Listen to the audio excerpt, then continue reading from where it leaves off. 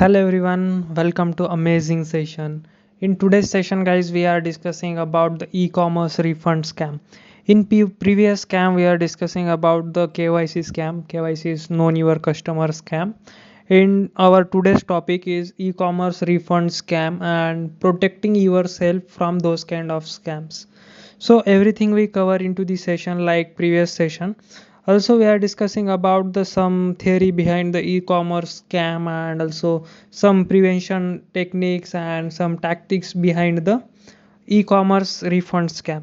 So basically what is the scenario of e-commerce scam and everything we cover into the today's session.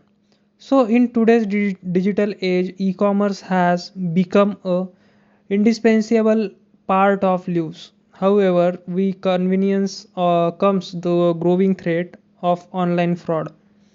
One increasingly prevalent scam involves a scammer posing as a legitimate online retailers to trick unsuspecting consumers to sharing sensitive financial information. In this presentation, we will explore the e-commerce refund scam, examining the tactics, identifying warning signs, and providing practical tips to safeguard your personal information and your financial security. So, e-commerce refund scam are among the most deceptive forms of cyber fraud. So, those scams exploit trust, urgency, and technology to steal sensitive information and money. In this video, we'll deep dive into the theory behind the scams and also explore some real world case studies with their practical approach, means how attacker perform those kind of attacks and how we prevent from those kind of attack, and also how you prevent yourself or ourselves from those kind of attacks, and analyze the multiple methods attacker use. By the end you will know how to identify protect yourself from these scams. So everything we cover into this session, basically what is the e-commerce scam. So e-commerce scams means there are so many e-commerce platforms into the market, like you are going to the international markets or local level markets, so or country level markets, national level market, international level markets are there. Into the international markets there are so many e-commerce platforms are there, like Alibaba is there, after some another platforms are there. If we go into the local level or national level, so there are so many kinds of e-commerce stores are there, like your Flipkart, your Amazon, your Mintra, and so on. Like if you are going into particular city, so there are also so many e-commerce platform for particular shops, particular shop, particular grocery shop. So everywhere is a e-commerce shop is ready. So what the scenarios behind the scene.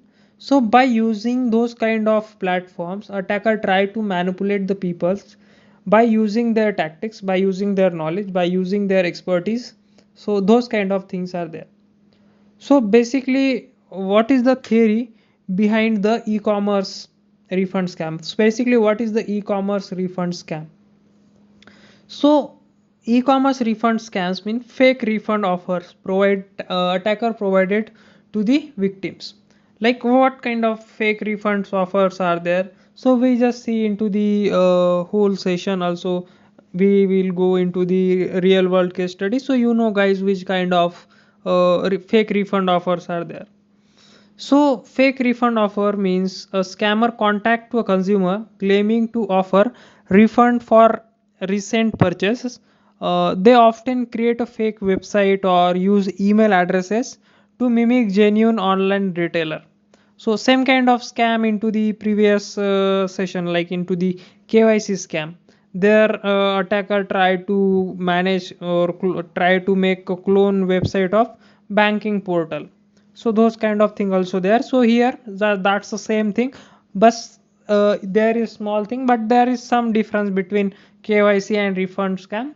So there is a KYC portal, there is a banking portals are there, and here is a e-commerce websites is there. So after phishing for information, like what is mean by phishing, we cover phishing into our previous session. There will I will be explain phishing with practical approach. So those kind of things are there. The real aim of the scammers is to steal personal and financial data such as credit card details, bank account numbers or social security numbers are there. So those kind of things is there. So fake refund offers means you have come some calls, some emails, some messages from the attacker regarding the your refunds offer. So those kind of things are there. Basically, what is the theory behind the e-commerce refund scam? So refund scam are crafted on a foundation of psychological manipulation and technical deception. So now we just see how they works. Basically psychological triggers. So scammers rely on human emotions to create urgency or excitements. Just see my words, what I'm telling you. Just scammers rely on human emotions to create urgency and excitement. So what is mean by urgency? Urgency means your account will be deactivated unless you update your bank details now. Those kind of things. And also greed means you have one reward. You have just one reward of $1,000, $500, or also you have won some coupon codes, or you have won some coupons, like discount coupons are there. So provide your details to claim it. So those kind of things are there. This is the into the psychological triggers. So in psychological triggers, urgency and greed, both two things are come into the scenarios of psychological triggers. Now next thing is social engineering also is there. So what is meant by social engineering? Attacker mimic trusted entities such as a customer service representative using fake email IDs, clone websites or official surrounding phone calls. So those kind of things into the social engineering attack. So also we have covered some social engineering attacks previously. Practically also I have explained in our previous sessions like phishing, wishing in sessions. I have explaining social engineering attack. Now our third one is technical exploitation. So what is the mean of technical exploitation? So scammer use of phishing links or remote access tools or malware to intercept sensitive data. They may also exploit weaknesses in refund system to make fraudulent claims. So those thing is a technical exploitation. So basically what is the scenario in the technical exploitation? So attacker try to find some weakness, some exploit in the refund system, means there is some refund system into the application. So attacker try to find the weaknesses. So after finding the weaknesses, attacker claims some fraudulent claims, means attacker try to make some fraudulent claims on the system. So those things coming into the technical exploitation. So in first scene we are see psychological trigger, second one social engineering, third one is technological exploitation. Now also there are so many things are there like e-commerce ecosystem exploits. So what is the mean of e-commerce ecosystem exploits? Like abusing chargeback, like decepting legitimate transactions to receive products without payment. So those kind of things are there. So policy loopholes, also there are some policy loopholes are there. Like which kind of policy loopholes? So exploiting latent refund policies by claiming false product defects. So those things are also comes into the scenario of e-commerce refund scam. Also fifth one is victim profiling. So what is the meaning of victim profiling into the theory behind of e-commerce refund scam? So attacker often target individual who recently interact with e-commerce platform, increasingly the chance of believability. So those things into the victim profiling. So those are the theory or some information behind the e-commerce refund scam. So what thing into the behind of e-commerce? So basically everything is depend upon the foundation of psychological manipulation and technological or technical deception. And also we see how they works. like using psychological triggers, social engineering attacks, after technological exploitation, e-commerce ecosystem exploits, after victim profiling. So those scenarios are there. So those scenarios makes a refund scam, e-commerce refund scams. So now we are discussing about the how do scammers carry out the refund scam. So how the attackers or how the fraudster carry out the refund scam. Basically, first thing is a contact. Scammer typically contact the consumers through a email, text, messages, or phone call. They're just calling you regarding your account will be deactivated, so you just activate your account. Or also they're telling you are your product having in a dispatch phase, you just send me some details regarding your addresses, or those kind of things are there. Or also they're telling you your product will be dispatched from my side and he is going to xyz place, so just tell me your perfect address for delivery purpose. So those kind of things also there into the refund scam. Or if you have, or they also telling you your product are delivered to xyz place, so this product will be returned from this place and you have to just refund your payment. We just refunding your payment, so you just tell me the some your details. So it's easier for me to refund your cash or refund your money. So after second one is fake refund link. So basically, what is a fake refund link? So they provide a link to a fake website, like clone website. Means for example, we just take an example of Flipkart. So the attacker try to make clone website of Flipkart or also Amazon. You just any other platform, like any other e-commerce platform. So attacker is try to create some clone pages of particular targeting e-commerce store, after claiming it's the official refund portal for the retailer. So those things are there into the fake refund links. They provide fake refund links. After third one is information thefts. So basically, what is the mean of information theft? The link direct victims to a form that collects personal and financial data, which scammer then use for fraudulent activities.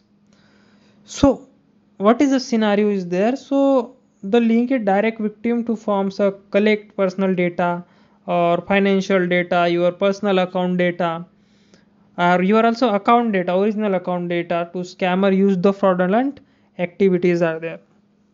So those are the attack, means how the attack will perform. So everything also we discuss in brief how the attacker try to attack, or also there another techniques also we see in further video. So now just we see some real world case studies. So the first case study on Amazon refund scam. So this one is Amazon refund scam. A victim receive a call. So a victim receive a call claiming to be Amazon refunds departments. The caller started there was an overcharge on recent purchase and offer to refund the excess amount.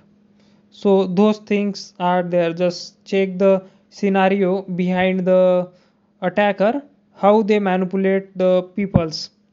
So now attacker method is there. So first one is remote access. Basically, what is mean by remote access? So into the remote access, the scammer process scammer process the victim download to the softwares. TeamViewer claiming it's needed to verify the refund request. Through this, they gain full access to a victim's device.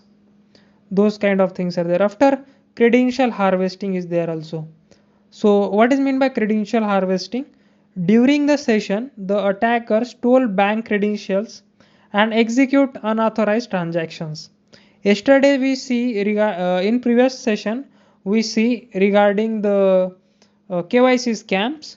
So attacker try to gather your credentials of your banking details and they extend the some unauthorized transactions on your account. So those kind of things are there. After, what is the insights from there? Insights from this attack. So basically, remote access tools are legitimate softwares, but in wrong hands, they can be turned into powerful tools or thefts. So that reason, be aware of those kind of things. Also, I am telling you some prevention tips in further session. So now we are discussing about the second case study. So second one case study is based on Flipkart reward trap. So those are the scenarios and also real world case studies. Here I'm not telling you some name of the peoples. So that reason I'm just telling you the scenario. Which scenario are there? So here a victim receive a SMS claiming they had won a Flipkart loyalty reward. A victim receive SMS call, means the attacker sent some SMS to the victims. They're not targeting a single one person. They send message into the bulks. They send the SMS into the bulks. So that reason those things are spread very fastly. So the message included a link to claim the prize or the claiming prize, but it redirect to a fake website mimicking Flipkart's official site. So those kind of things are there. So what is the attacker method behind the Flipkart reward trap? So first thing is a phishing site. Yes, what is a phishing site? The fake site capture the victim personal and financial details under the guise of processing their rewards. So those things are there, guys. After session hijacking, so what is the mean of session hijacking? So it is an advanced technique of session hijacking. It is an advanced technique, or attacker may use such as pages to plant cookies or script that hijack the victim's browser sessions. So those things are there. So basically, what is the insight from this attack? Flipkart reward trap. So the insight is phishing attacks work because they appear credible, exploiting user who don't sanitize the URLs or verify the sources. So those kind of things are there into the Flipkart reward trap. Now also we just see some case studies. So case studies, third one case study is exploiting payment gateways. So a online seller interacted with a fraudulent buyer. So those things are there. So in this case, the scammer targeted small businesses owner. So here they not targeting some customers, they targeting to the owners, small business owners. A fraudster bought an item but claimed the payment failed, convincing the seller to process a refund manually. So these things are there. After, some attacking methods are there like fake receipts, using software to generate payment confirmations, screenshots. Those things are there. That reason they sending you some fake receipts, fake generated payment confirmations are there. After, second one is chargeback exploits. So what is the mean of chargeback exploit? Initiating disputes through a payment gateway to claim refund after receiving the product. So those things are there, guys, into the exploiting payment gateways. Here the attacker targeted small businesses owners. So what is the insight of behind the attack? So fraudster exploit the lack of robust verification mechanism in payment gateways and the goodwill of sellers. So those things are there into the exploit payment gateways. So this one is this one also the another level of case study, or this one also the method of scammers. So just see the whole things. I'm just explaining you everything. Now we are discussing about the some identifying fake refund offers. So now how we identify the fake refunds offers? So first one is unfamiliar email addresses. So when you have received some emails, so just check out the email headers or just check out the email addresses. So just verify the email addresses. So the email address might look slightly off or not match the official retailers addresses. So those things are there. After second one is generic greeting. So the masses make lacks of personalized greeting and use generic terms like dear customer, those kind of things. Third one is urgency. The offer might create a sense of urgency, claiming a limited time refund or a need for immediate action. Those things are into the identifying fake refund offers. And last one is suspicious links. So what is the meaning of suspicious links? A link provided for the refund portal looks unusual or doesn't match the retailer official websites. So those things into the identifying fake refunds offers. So when you have received some fake emails or fake when you have received some fake email, fake SMS, or you have just call from attacker, so just identify those kind of things or just analyze those four steps. Also I'm explaining you or also I'm telling you some prevention tips in further session. Those are just basics level. Now we are discussing about also some case studies. So our fourth one case study is account takeovers in marketplace. So the scene is based on the victim receiving suspicious messages from their own account. Means attacker gain access to a seller account on eBay and sent a fake refund offers to buyer. The goal was to steal their payment details. What is the goal? To steal their payment details. The goal behind the scene. So what methods attacker use to gather some details? First one is credential stuffing. So into the credential stuffing using leak username, password spares from data breaches to access accounts. This one is the first thing. So that reason you always change your passwords or set password is not guessable. Second one is impersonation. What is the mean of impersonation? So sending email from a compromised account to appear credible or credible things. So those are the scenarios or those are the methods of attacker. So what is the insight behind the scene? So first insight is recycle passwords and leak for multi-factor authentication. Make accounts vulnerable to takeover attacks. So those tactics are there. After the some case study we are just seeing someone another one case study is based on fake refund apps. So basically there are some fake refunds apps are there. So see what is the scene or what is the approach of attacker? So attacker tell or sending application to the victim downloading a seemingly legitimate apps. A scammer directed victims to download a refund app that the claim to simplify refund processing. In reality, the app was a Trojan. So those are the things or those are the thing behind the fake refund applications. What is the methods behind the attacker? So attacker having some methods. First one is keystroke login and second one is data exfiltration.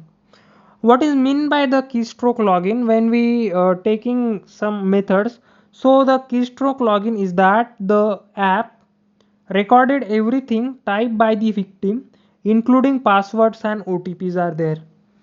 So attacker tried to everything typed by the victim means whenever you we see in our key logging session. So you just we I have just sending you or I'm just telling you some details or in-depth details regarding the key logging attacks.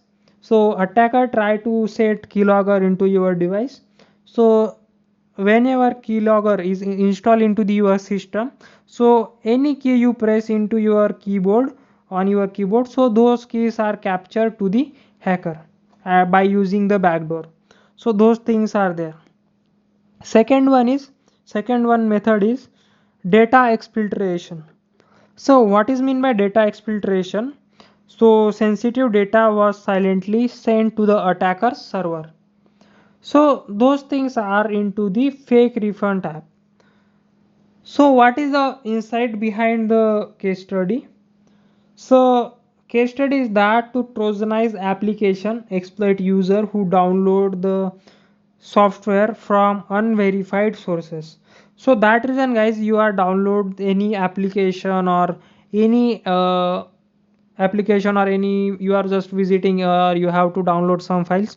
So download those files or application from trusted sources, like if you are downloading some financial application, or if you are downloading some important portals for uploading your documents, or uploading or secure your documents on cloud. So just download application from trusted sources. So in today's session, our last one case study is based on social media customer support scam. So this one is trending scam in today's. The scam to victim messaging a fake customer support account. So they're looking for a help. A victim contacted a fake customer supports account on Twitter. The scammers requested credit card details, citing refund verification procedures. So what is the method behind the scene? First one is profile cloning, second one is social engineering. So you know the social engineering, but what is the profile cloning? So profile cloning means using names and logos or identical to official support accounts. They try to create profile like same profile, same to same profile, using name, using logo, using bio, everything they capture from real account and they try to make clone account. Those things are there. Or social engineering, so creating urgency or threatening account suspense. So that is an attacker use those methods into the social media customer support scam. So those things are behind the social media customer support scam. Now we are discussing about the some theoretical insight behind the scam. So social media's open nature make to fertile ground for scammer impersonating trusted brands. So this is the insight behind the scene. So brief exploitation of scammer approaches. So we just see some brief approaches of scammers. So before this we are just see common tactics of scammers. First one is impersonation. Some tactics, we just see some tactics. So first one is impersonation. Into the impersonation, scammers may impersonate official customer service representatives or use fake company logos. So those things into the impersonation. Second one is emotional manipulation. So what is the manipulation is there? What is the manipulation techniques are there?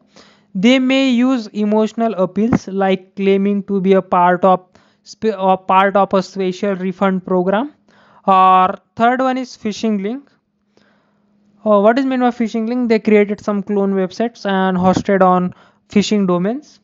They use phishing links to tricks user into entering their financial information on fake website. And last one is that they might use a social engineering tactics to convince victims they are legitimate or trustworthy. So those are the tactics based on the used by the scammers, or based on the e-commerce refund scams. So what we see into the tactics, first one impersonation, emotional manipulation, phishing links and social engineering. Those are the major tactics used by the hackers or scammers. So scammers approaches, now we are seeing some scammers approaches. Which kind of approach scammers are used? First one is direct contact. So scammers reach out via phone calls, emails or SMS pretending to be customer services representatives. They create a sense of urgency or excitement to manipulate victims into sharing sensitive information like bank details or OTPs. So these things is based on direct contact. And second one is phishing sites. What is the phishing site? Means of phishing sites we see practically in previous sessions regarding phishing sites. So phishing sites is that so attacker creates a fake website or application resembling legitimate platforms or reassembling the legitimate platforms. Victims are learned into entering their credentials or payment details. Those fraudulent platforms enabling the scammers to steal their information.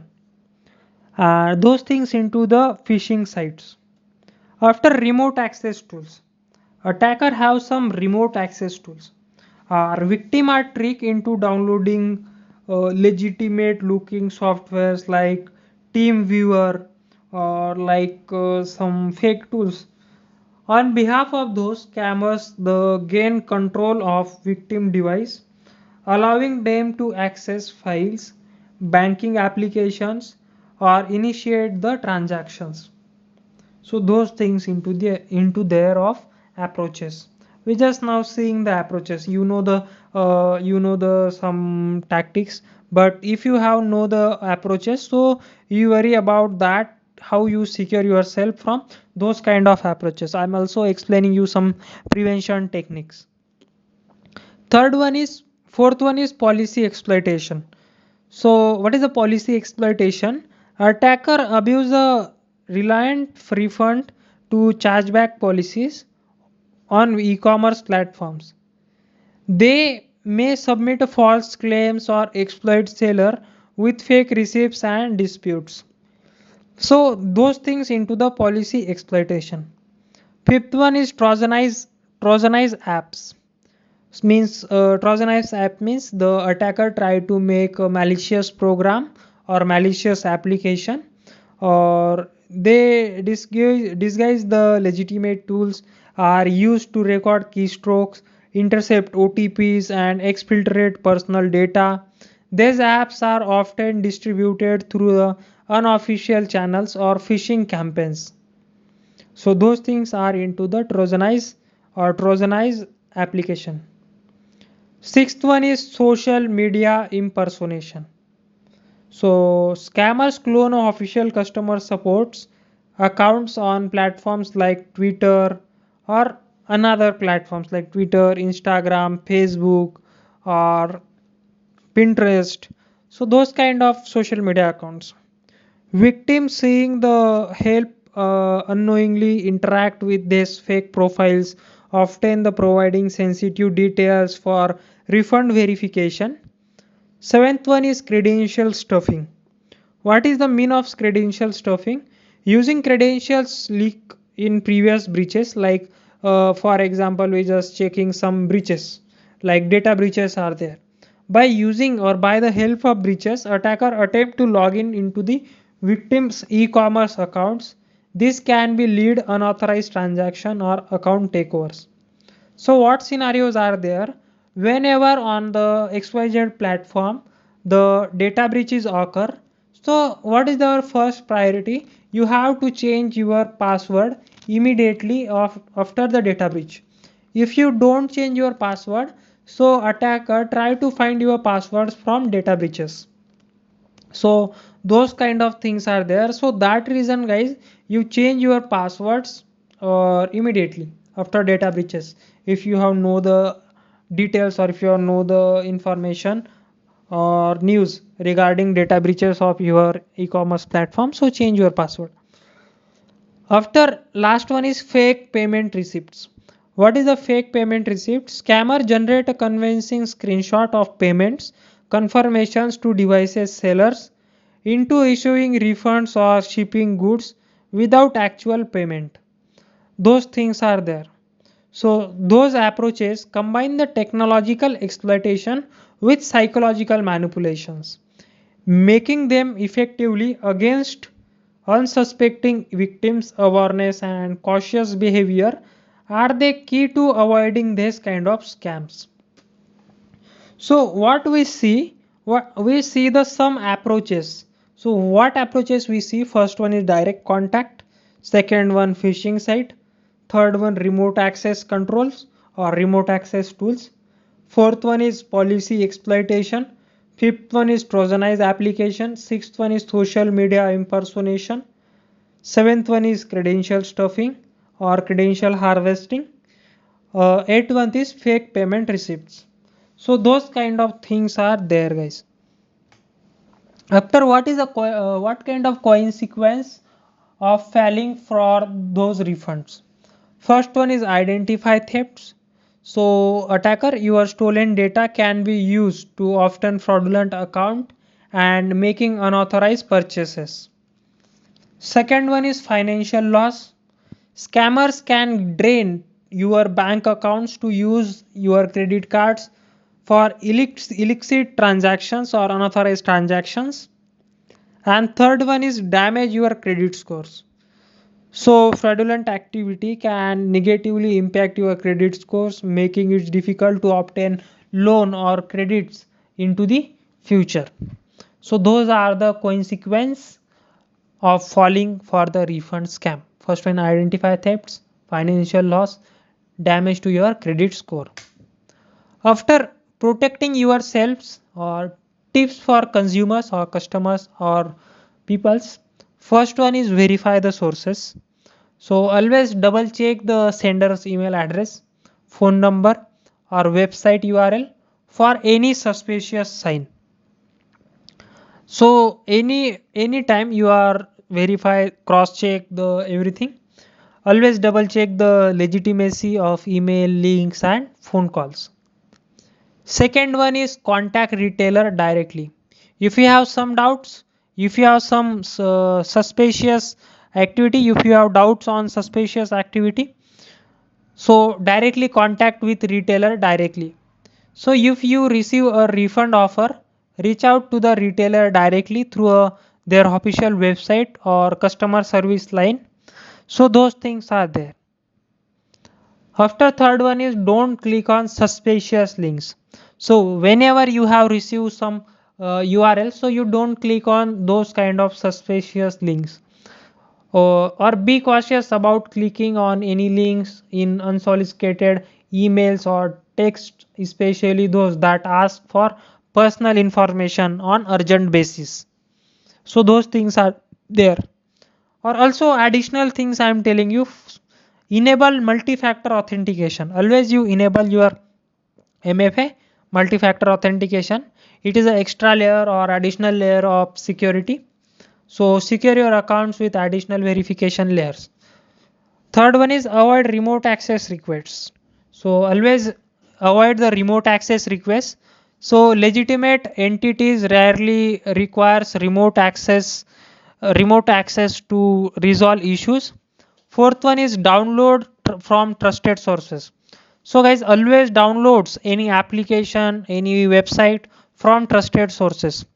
Only installs apps from official app stores or official sites like Play Store, Google Play Store, iOS App Store. So download any application from those sources. After fifth one is report a suspicious activity. So when you have received some kind of things, so always report those kind of activities into the government portals, or if you have pursuing, or if you are going through the phase of the activity, so just get consultancy like things from cybersecurity consultancy portals, or you just report nearest your cyber crime station, police station, or also you can apply, or also you report some things onto the official portal or official government portals. After fifth one is report suspicious activity. So I am just telling about that. Now we are discussing safeguarding your financial information.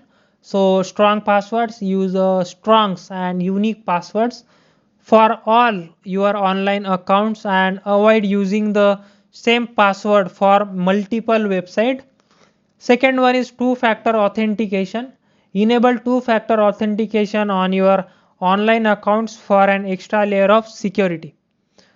Third one, avoid the public Wi-Fi. You don't connect with public Wi-Fi's, because when accessing your online accounts, use secure Wi-Fi networks to avoid using public Wi-Fi. which can be vulnerable by the hackers or vulnerable to hackers. After monitor your account activity on daily basis. Users monitor your account activities regularly basis. Regularly review your account statements and credit card transactions for any unauthorized activity. So into the safeguarding your financial information. So four steps are there: strong password, set two-factor authentication, avoid to join or avoid to connect public Wi-Fi, and also monitor your activities, monitor your account activities. So those things are there, guys.